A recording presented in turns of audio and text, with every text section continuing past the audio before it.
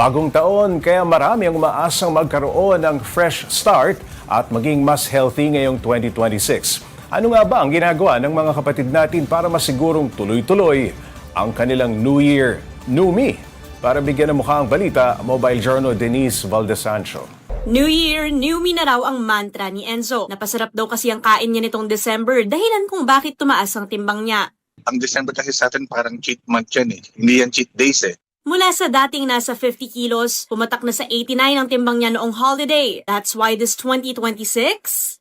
And then meron tayong target na toning, weight loss, and then talagang maging fit. Si Imelda naman na nasa balik-alindog era na rin matapos manganak, sinimula na rin ang pag-exercise. So gusto ko pa rin mag-live longer yung life ko kasi nga, tawag dito, bata pa yung anak ko. Sa tala ng Department of Health, as of December 31, 2025, pumatak na sa 288 cases ang kabuang bilang ng stroke, heart attack at bronchial asthma. Ayon sa strength and conditioning coach na si Pawix Aguirre, it's never too late para sa mga natatakot at hindi alam kung paano simula ng fitness journey nila. Hindi rin daw kailangang gumastos ng malaki. Run, walk, get your 10,000 steps every day. And then, of course, third, you can do your bodyweight exercises at home. I don't know how to do things, right? Well, of course, YouTube's free also, so you can just search. Big factor din daw ang reason mo to stay fit para maging committed.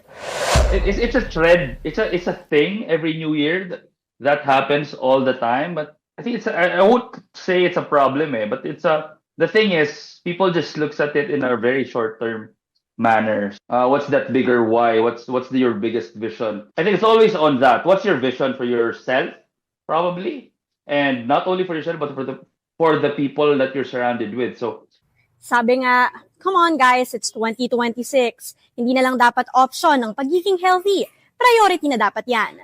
Mga kapatid, Mobile Journal Denise Valdesancho po, hatid ang mukha ng balita. Pag-usapan pa natin ang 2026 goals ng ating mga kapatid. Kasama si Mobile Journal Denise Valdesancho. Alam mo, Denise, puno yung gym kanina. Tuwing after New Year, talagang maraming ang nagpupursige na magbalik alindog. Marami ka bang kakilala na ang New Year's resolution talagang maging healthy, no? Mas healthy living? Yes, Paps. Pero more than yung mga gusto ng fresh start, marami akong kakilala na i-continue. Gustong i-continue yung fitness routine, fitness goals nila this 2026 na nasimulan na nila in the past, which is good kasi at least ako, within my circle, napapansin ko, Paps, ang dami na talagang nagiging healthy.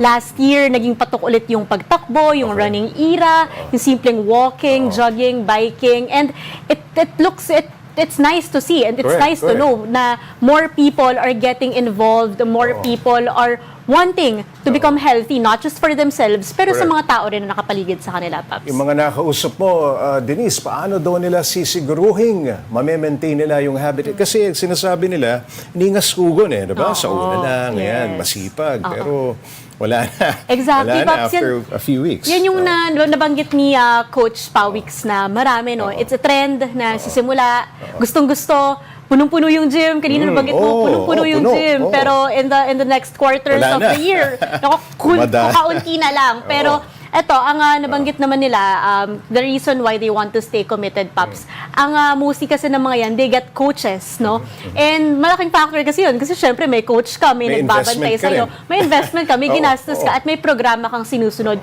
Pero hindi mo kailangan ng coach kasi syempre they are pricey also. Magagastos ka talaga para sa mga yan. Kaya ang banggit nga ni coach ay mahalaga na you build habits. You know the reason why you're doing this. You're not doing this just for the sake of doing it, You're doing this for something and you're building good habits more than the bad habits and you stay disciplined to follow through, Paps. Denise, anong reason? Bakit tinatamad, Sa una lamang masipag pero tatama rin din. Ano ba ang karaniwang rason? Oo, Paps, kasi usually biglang nagiging busy, most likely, in the next following years. Pero doon muna tayo sa stigma na maraming natatakot na magsimula.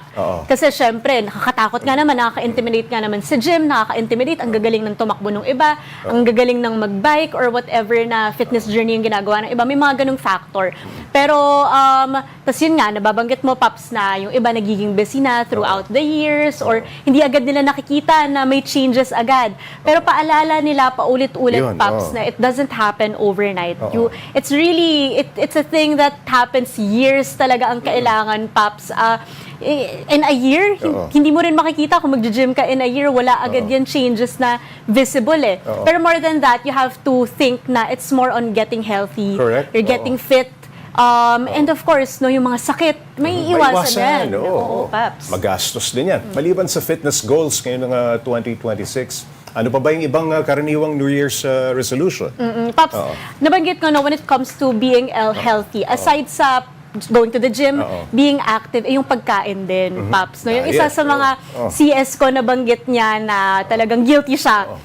Hindi lang cheat day yung nangyari nung December, naging cheat month. So, focus niya ngayon ay bumalik din sa pagda-diet dahil, syempre, aside from getting active nga, malaking parte din yan yung pagiging disiplinado mo sa kinakain mo. So, may mga ganong types of discipline and types of plans and goals din this 2026 yung mga ibang kakilala, Paps. Magkaagapay lagi yan. Ikaw ba para sa taong katulad mo na physically active, kitang-kita mo naman sa outfit, ano?